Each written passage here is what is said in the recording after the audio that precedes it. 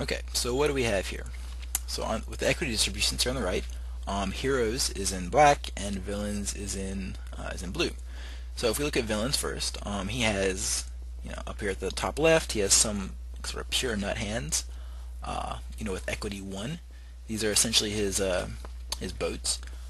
But then after that, he has a bunch of other hands that are something like 95% equity or whatnot, and those are all of his ace-x hands.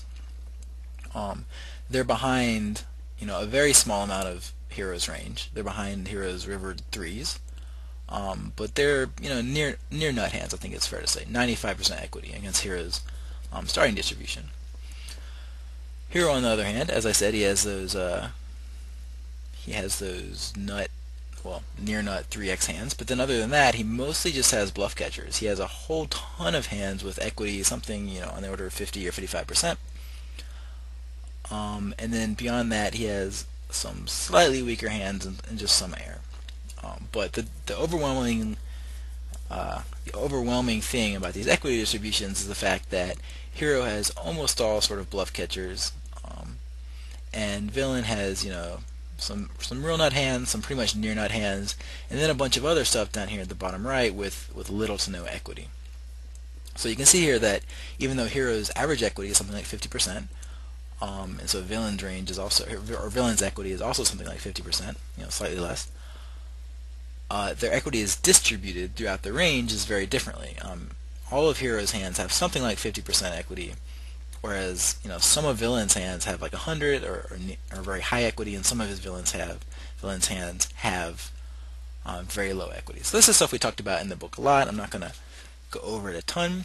Now I'm going to sort of show how we might stylize or abstract these ranges and these distributions out a bit, and then set up the game tree in Gambit.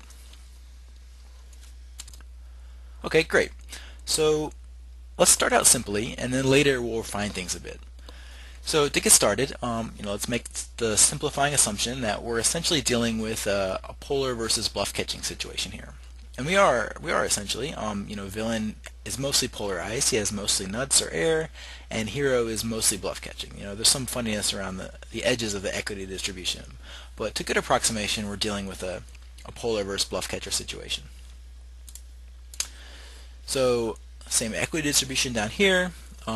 We see that in this, with this approximation, villain has something like 40% nut hands and something like 60% air. Hero has a bluff catcher, and then there's 280 chips in the pot and 320 behind. So what is the equilibrium? Great. So let me pull up Gambit, and we'll see how to set up the game tree and work on solving this sort of situation.